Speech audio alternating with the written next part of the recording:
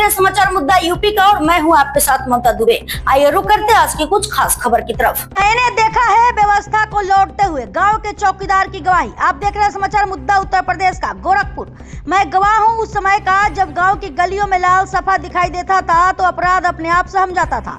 मैं गवाह हूं उस दौर का भी जब वही लाल सफा धीरे धीरे गायब हुआ और उसके साथ ही गांव की आवाज भी थाने तक पहुंचने बंद हो गई। आज फिर मैं गवाही दे रहा हूं इस बार एक उम्मीद की, एक लौटती हुई व्यवस्था की। मुख्यमंत्री योगी आदित्यनाथ के गृह जनपद गोरखपुर में थाना कोतवाली बरहलगंज से जो पहल शुरू हुई है वह सिर्फ एक कार्यक्रम नहीं बल्कि वर्षों से उपेक्षित गांव की आत्मा को फिर से सम्मान देने की कोशिश है। गांव का चौकीदार कभी प्रशासन की आंख कान और भरोसेमंद सिपाही हुआ करता था।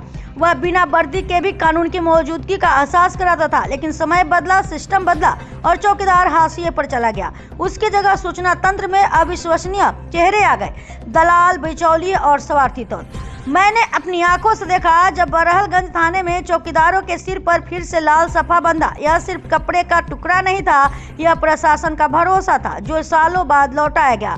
कंबल के साथ दिया गया सम्मान यह साफ कह रहा था कि अब गांव की सुरक्षा को फिर से गांव के हाथ में सौंपने की तैयारी है। इस आयोजन में थाना अध्यक्ष बरहलगंज के साथ सीओ गोला और एसपी साउथ की मौजूदगी अपने आप में बयान थी। यह पहल अब ऊपर तक स्वीकृत है और गंभीर है। मैंने वहां प्रभारी निरीक्षक सुनील कुमार राय, प्रभारी निरीक्षक अपराध विनय कुमार, उप निरीक्षक सुनील कुमार सिंह, उप निरीक्षक विनय कुमार पांडे, उप निरीक्षक तनवीर खान और उप निरीक्षक संतोष कुमार को चौकीदारों से सीधे संवाद करते देखा। उन्हें केवल सम्मान नहीं दिया गया, उन्हें यह भी याद दिलाया गया कि वे गांव में कानून की पहली लकीर है। मीडिया कर्मी, जनप्रतिनिधि और आम ग्रामीण जब इस कार्यक्रम के साक्षी बने तो माहौल में एक साफ संदेश था। अब गांव की बात गांव में नहीं दबेगी, अब खबर थाने तक जाएगी, थाने से प्रशासन तक जाएगी और प्रशासन से कार्रवाई तक पहुंचेगी।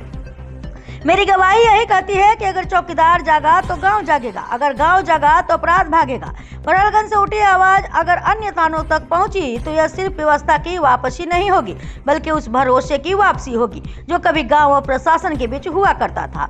यह पहले इतिहास बने या मिसाल या आने वाला वक्त तय करेगा, लेकिन आज मैं यह कह सकता हूँ कि मैंने व्यवस्था को लौटते हुए देखा है। नोट करके जाएंगे क्योंकि मैं अगली बार जब लूंगा तो सबसे मैं पूछूंगा कि आप बताओ आपके हल्का प्रभारी कौन है, तो आप तुरंत बता दीजिए कि साहब फलाने दरोगा जी।